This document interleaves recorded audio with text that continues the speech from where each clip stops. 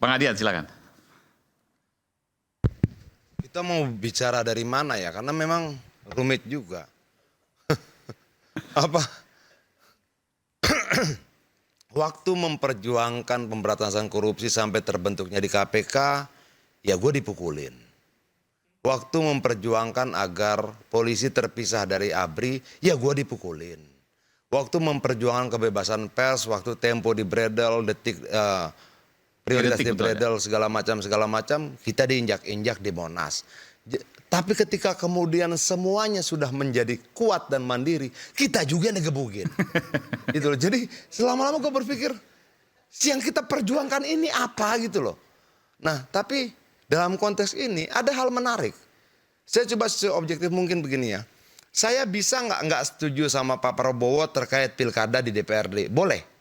Tapi dalam konteks pernyataan Yusril terakhir ini menarik.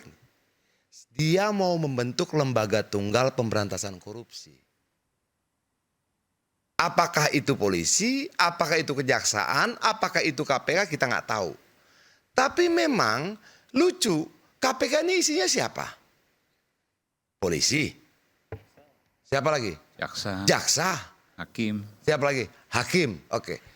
Di KPK itu semuanya ada. Oke. Lalu polisinya boleh nggak melakukan penyidikan korupsi? Lembaga kepolisiannya? Boleh. Kejaksaannya boleh nggak? Boleh.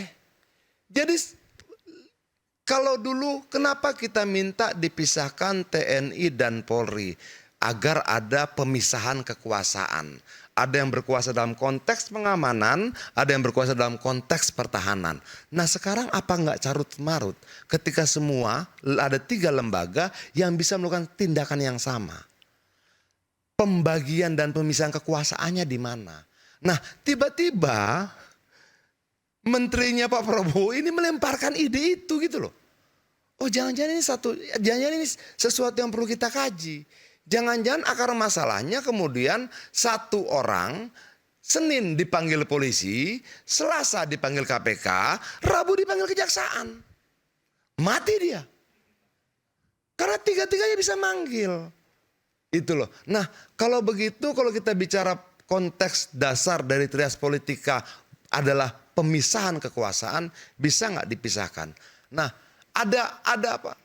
Saya pengen ngobrol sama Pak Yusril sebenarnya. Idemu itu apa? Sehingga melahirkan itu. Apakah kita punya kekhawatiran yang sama atau tidak? Oke.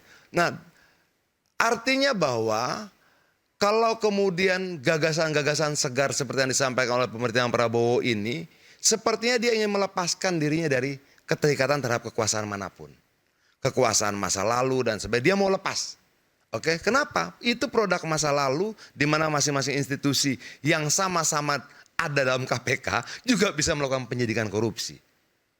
Dia mau sesuatu yang baru. Mudah-mudahan ini menjadi awal untuk kita memperbaiki tatanan pemberantasan korupsi kita. Sehingga tidak kemudian orang menjadi langganan dipanggil. Melelahkan. Sudah dipanggil dipublikasikan. Belum tentu terbukti, udah rusak namanya. Sudah ribut dengan istrinya. Sudah berantem dengan keluarganya. Apalagi kemudian bisa nggak kemudian kita periksa setiap latar belakang orang yang kita tuduh. Bagaimana Harun Masiku dengan keluarga yang tinggal di rumah kreditan BTN di Sulawesi Selatan kalau tidak salah ya. Iya. Iya. Ya mungkin karena tuduhan-tuduhan itu ya cerai. Gitu loh. Nah pembuktiannya belum, perceraiannya sudah. Kita bertanggung jawab nggak sih? Gitu loh. Yang kayak begini kan harus kemudian kita kaji. Nah saya berharap ada perubahan bagaimana pemberantasan korupsi yang lebih fokus. Seperti yang dibilang Bang Refli tadi. Pada kasus-kasus yang memang perlu. Dulu kalau tidak salah KPK pernah menangkap orang yang dituduh korupsi 2 juta rupiah. Coba periksa. 2 juta rupiah. Pernah Bang ya?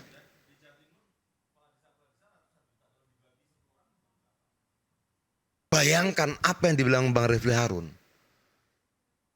Gede banget KPK ini nangkap yang begitu. Lalu dengan kasus Harun Masiku kita dipaksa ngomongin Harun Masiku. Sementara ada puluhan ratusan korupsi lain dan angka yang sangat besar yang gak pernah diobrolin. Oh jangan-jangan memang sengaja didesain seperti itu. Obrolin Harun Masiku. Jangan obrolin perusahaan A, jangan obrolin perusahaan B, jangan obrolin pejabat A, jangan obrolin pejabat B. Cukup obrolin Harun Masiku. Jangan-jangan Harun Masiku memang selalu harus didengung-dengungkan agar sekian banyak orang terlindungi korupsinya. Tidak terbicarakan korupsinya, tidak terungkap korupsinya. Bisa nggak kemudian saya menafsirkan seperti itu? Bisa. Bisa nggak kemudian saya tafsirkan, kenapa menjelang momentum politik selalu ada pemanggilan? Yang dipanggil orang yang sama. Pertanyaannya pertanyaan yang sama. Untuk mengejar siapa? Orang yang sama. Berkali-kali. Boleh nggak kemudian kita bilang jangan dipolitisasi dong. Jangan semuanya berkonotasi politis dong. Jangan dong mau mengalahkan kita di pemilu kalian panggil lagi. Mau mengugurkan suara pemilih kita di pilkada kalian panggil lagi. Mau ini kalian panggil lagi. Jangan dong. Yuk kita pisahkan hukum ya hukum. Politik ya politik. Jangan kemudian hukum dipakai untuk kepentingan politik. Berbahaya. Terima kasih. Oke, baik. Silakan. Makasih. Jadi saya juga seperti Pak Refli Harun mencintai juga PDIP. Tahun 1996 saya koordinator lapangan TPDI Jawa Tengah. Meskipun saya P3 waktu itu tetap.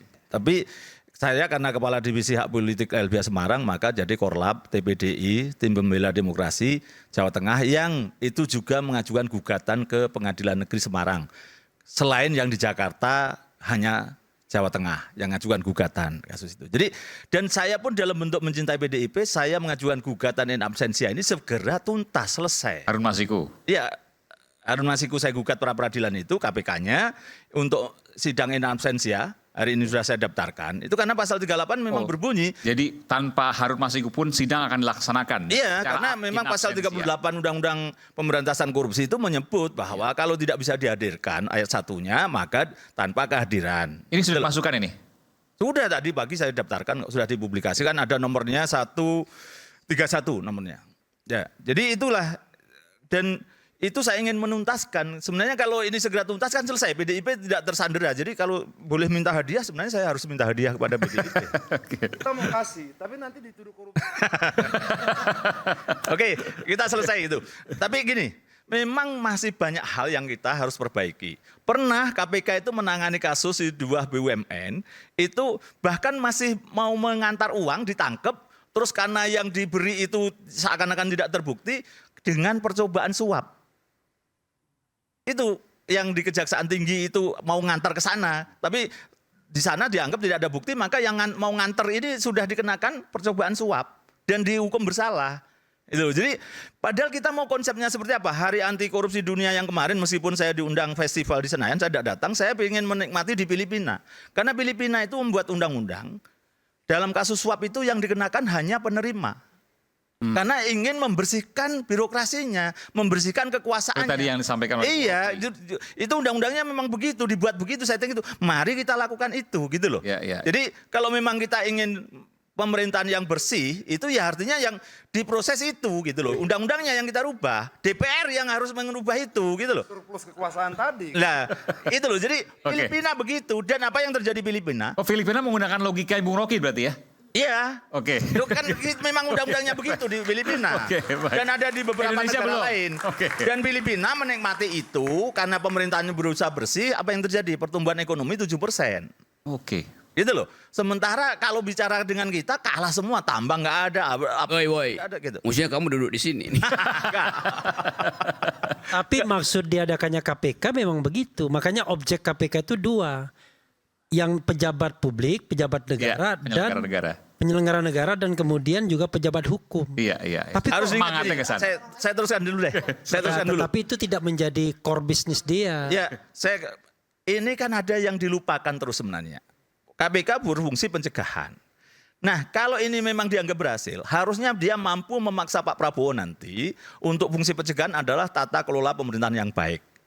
Bahasa saya berulang-ulang, kita ini levelnya masih mencegah bocor. Bahkan kadang-kadang jebol, proyek BTS Kominfo 80% kerugian. Itu kan bukan hanya bocor, tapi jebol banjir bandang. Nah, negara-negara maju itu kan levelnya mencegah tiris dan rembes. Itu loh, uang masuk itu bagian pajak, bea cukai, royalti, pendapatan negara bukan pajak dari tambang segala macam. itu betul-betul masuk sebagai anggaran negara. Dan kemudian juga keluarnya begitu, tender segala macam itu tidak dimonopoli, tidak diatur, uang juga digunakan, ada bendungan yang tidak ada selokannya mengalir, itu kan mubazir. Dan kegiatan-kegiatan fiktif lainnya, dinas segala macam. Ini kan sebenarnya KPK kalau mampu nanti tanda kutip memaksa pemerintahan ini dalam 5 tahun ke depan, ini justru pencegahan ini yang hebat. Kalau soal penegakan hukum, udahlah itu mungkin biarlah penegak hukum yang lain. Karena nyatanya Kejaksaan Agung bahkan pada posisi level Jiwasraya, Asabri, minyak goreng langka mahal, terus kemudian yang sekali OTT ya besar, tapi meskipun ada cerita yang lain. Tapi artinya pada posisi itu KPK harus hebat nanti di pencegahan. Kita ingatkan begitu. Jadi dengan demikian kita tidak pada posisi KPK ini seperti apa sih gambarannya. Dan kalau nanti juga tidak mampu pencegahan, ya sudah memang harus dibubarkan aja gitu loh. Dan itu ya mohon maaf kalau kan masih beberapa. Ini pendapat pribadi. Ya misalnya kan tuh Pak Refli Harun juga Tapi begitu tadi kok. setuju nggak bahwa kalau yang di Filipina diterapkan di Indonesia, bahwa yang menerima yang disampaikan oleh Bang Rocky tadi, mereka yang punya surplus kekuasaan itulah yang kemudian menjadi tersangka korupsinya. Super setuju, karena memang niat kita kan untuk apa sih?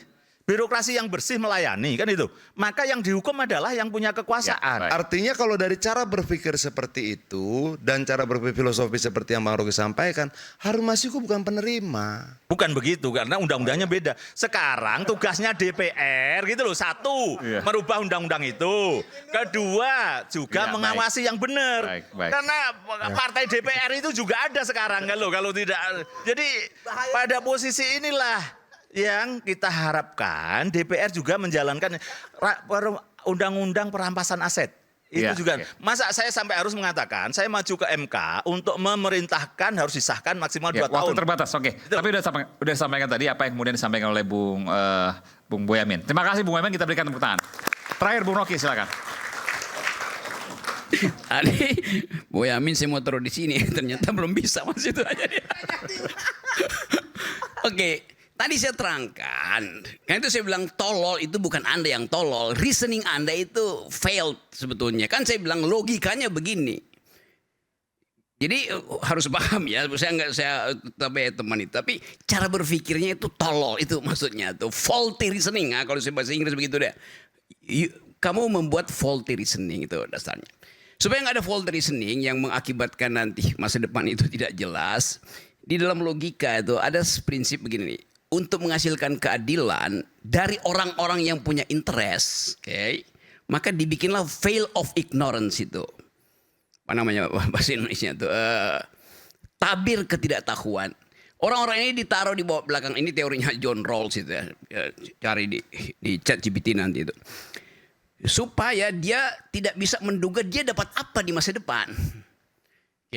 Mau dia tukang beca, dia tukang jual teh manis, es teh, mau dia ustadz itu ditaruh di situ sama-sama. Nanti mereka akan minta apa prinsip untuk menjamin keadilan. Nah di dalam modeling itu ditemukanlah prinsip yang disebut difference principle. Artinya kalau terjadi ketidakadilan di masa depan, maka yang memperoleh ketidakadilan mesti diuntungkan maksimal.